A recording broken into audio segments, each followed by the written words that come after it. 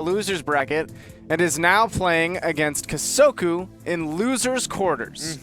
And this loser gets 5th, which is already like really such a huge step for Tispai. Yes. As a guy who's so new to this game to be getting 5th, but he has a chance to even extend that run further against a Mario, which honestly not a horrible matchup for Ike. It's a pretty good matchup. There is, as we've seen right there already, some Flood cheese. I know that there is a tournament set between Tispai and Cap that was played on this stream.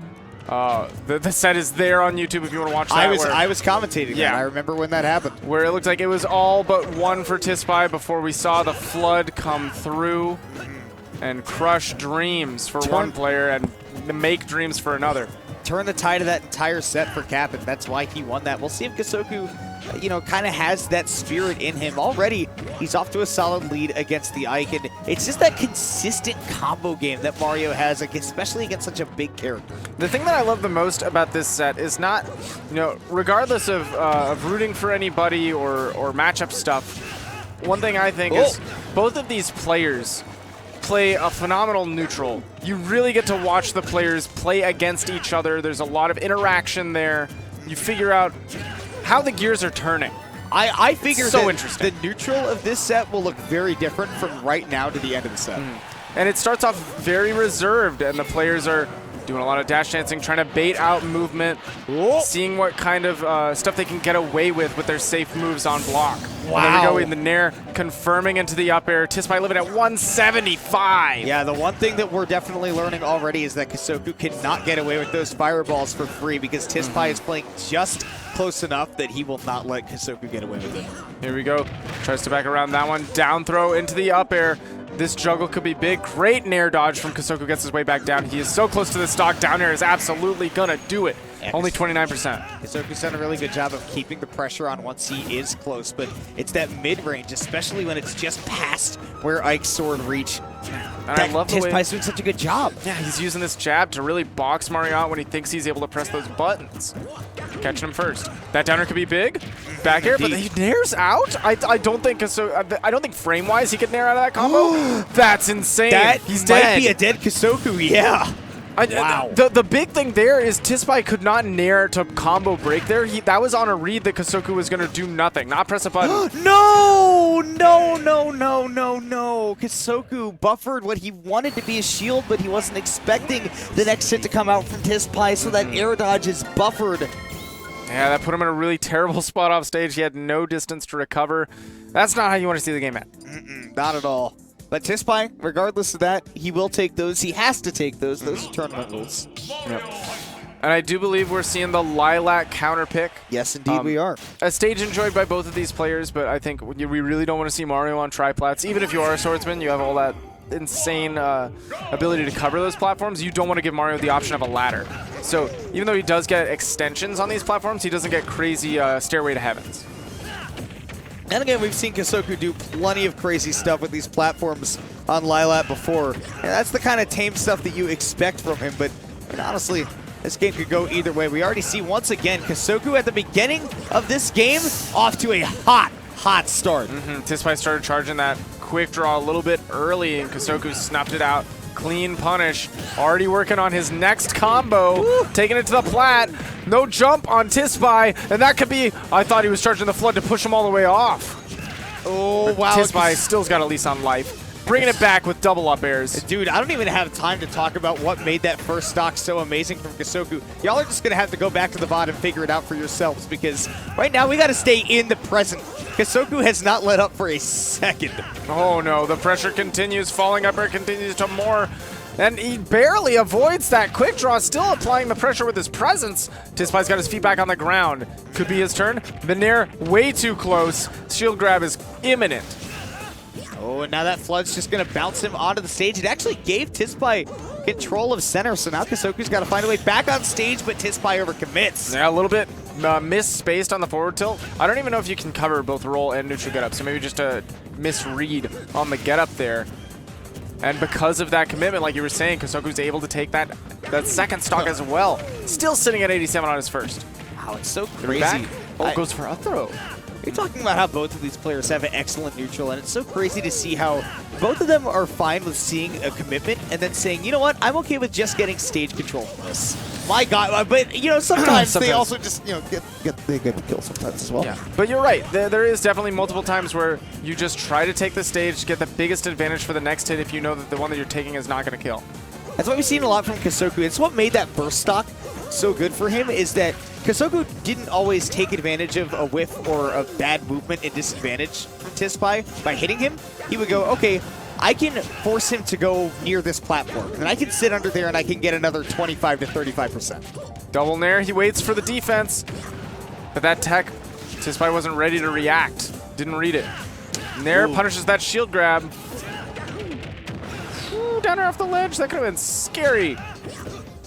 Alright, forward tilt. Even though it was really well spaced, Kosoku's patience has really been paying off in this stock. Cancels the lag on that quick draw. Stuck on the platform still, though. Great DI, but the up air chases the quick draw. Love the up air, too. Most people would, you know, if they're playing Mario in that situation, want to go, you know, directly to them. They want to go with the back air, but Kosoku realizes quick draw can't hurt me if I'm underneath the Ike. Exactly. And the up air will do the job anyways. Exactly, because sometimes if you drift towards them with that kind of a threat of like a back air, they can release the quick draw early, smack you, and when they hit you, I do believe they retain their ability to, you know, they don't go to special fall, they're able to do more things. But that was a big risky situation where Tispai could not kind of risk letting go early there because it wasn't charged up enough to get to the stage. There we go. I love the dash back. Gets a trade on the down air, though. So Kosoku comes out on top of that situation. I mean, honestly, leaving Smash Roll unbanned, that's a really dangerous thing to do. But never mind. Never mind. It's all good. It's all good. Kosoku made the right choice. I mean, this is still a great stage for Mario. His ability to combo off the single plat is great, and the ledge trapping capabilities that lead to situations like the one we just saw with up air, down air, or up air, forward air, is just ridiculous. Though we're still seeing good damage being applied to Mario here. Trying to go for a really deep edge guard. Still has a ledge trap capability. I see, yeah, ledge trapping indeed. Love that forward air too, that was so deep. A lot of players would have just gone for like a up air there, maybe not getting the KO and given up their potential for a ledge trap, but Tispai knew that forward air reaches way far back. And that's one of those things that you get out of somebody who's doing really well at a tournament, but maybe a little bit less confident, is they throw out those moves, they get a hit for their combo setup, but they weren't confident they were going to hit it in the first place. They didn't get a follow-up, but either way, it works out for Tispai. He's able to bring that back to even. I mean, really dominating after that 0 to death. Full hop, and is able to come down with the nair to punish that overextension on the grab. Up air out of shield is so good for Mario. He keeps it going? All the way around the world on that platform. Not quite going to kill Tispai because, again, you know, without that ridiculously low ceiling of a stage like, you know, Yoshi's, for example, we're going to see these Mario combos do a lot of damage but not quite kill. I mean, even if you're Kosoku, you're not mad about the 93% you got off of that. Take 90 any day of the week. Great usage of the quick draw again, keeps Tispai alive. We've seen Kosoku kind of put the flood away, maybe realizing that the flood was not working out, and maybe holding it in his back pocket for a last stock situation. And you know what? We're on that last stock for Tispai right now, so and both of these players, I think it's about time that they start making, you know, all of those moves that they have stored up. We saw a situation there be built up by Kosoku because he saved that flood for a moment. Not when we're seeing the recovery, but whenever Tispai goes for a short hop or a full hop in neutral, that flood actually just shoves Ike away, steals all the stage. Now he doesn't have to deal with that impending nair, but the impending nair eventually does come through, gets Tispai off the ledge. All these dash backs.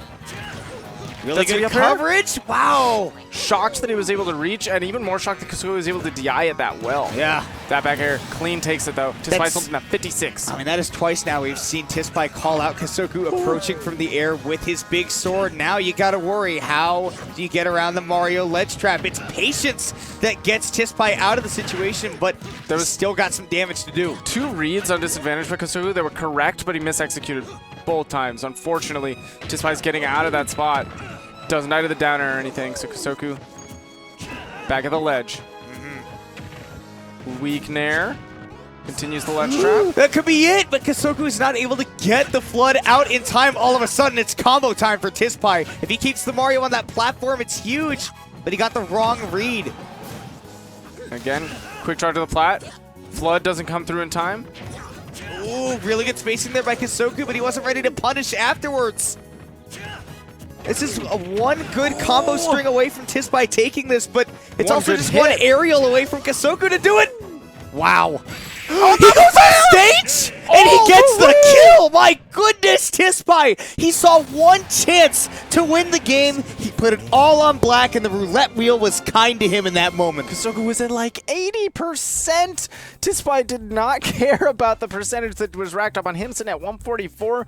You saw him stack it up with the nair, doubled on the platform, chased with the up air, didn't quite connect. But he knew that Kosoku had to waste his double jump to get all the way out there. And he had no defensive resources. And that's the thing. He knew that Kosoku wasn't comfortable landing on a small stage like Platteville against small stage like Smashville with the big platform, right? Call it Platteville. Which, I mean, it might as well be, honestly. Especially against Ike when he has all that coverage. Tispai knew he was going off stage, and it was all the matter of timing that forward air. He didn't miss it. He's going on the loser semis. That's